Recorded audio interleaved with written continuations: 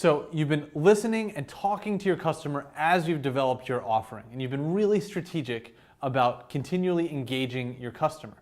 I also want you to think really strategically about how this customer, this one customer, can lead to future customers and future sales. So you need to strategically place opportunities for you to grow your user and sales base with this first group of customers. And here are 4 ways to do that.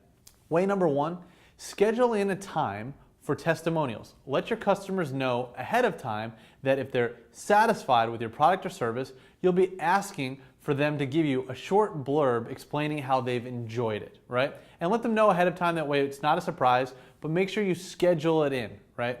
With the 60-day MBA, we schedule that in with our first class after their first month of training. After 1 month, we say like, hey, just so you know, if this has been helpful, we'll be asking for you to share a little bit about your story.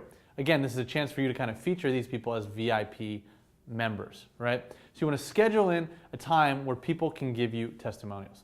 The other thing you want to schedule for is referrals.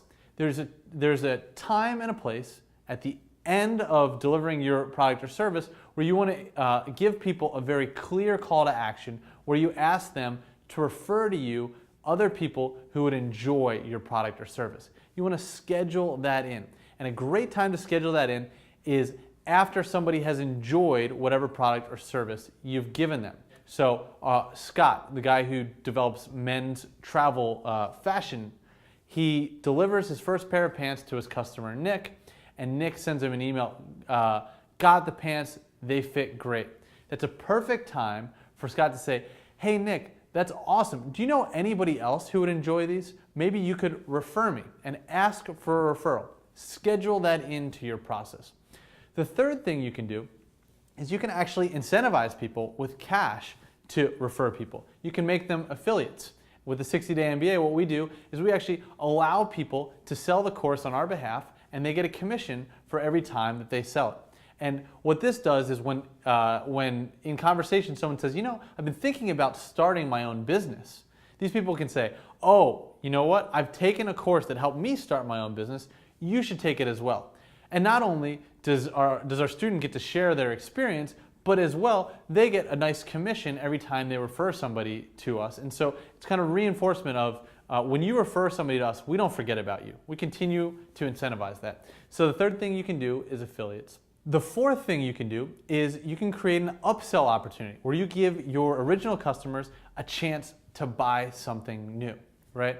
And during the process of delivering your initial offering, you've been getting feedback from your customers. They've been saying, I'd like to see this, or it'd be really nice to have that. Well, the more you hear, and the more you hear overlap in those responses, you want to take that and you can actually make that the next offering that you're going to sell to these people. So for us, people said that they would have loved to have more videos to go back to after our live training sessions.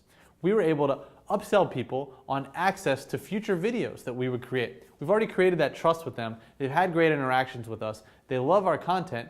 So we were able to say, hey, we're next on our roadmap is making these videos. We'll give you guys early access at a good price if you sign up now. And so we were able to upsell them into that, right?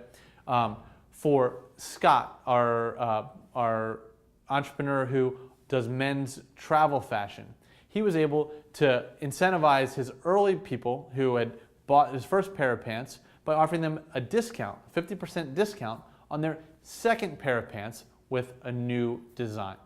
At any rate, there are lots of different ways you can keep the conversation going and keep the relationship going. And you may use all of them, right? Or you may just use 1 or 2 of them. But the important thing is to continue to engage your customer and begin to go from this first batch of sales to an ongoing, thriving customer base.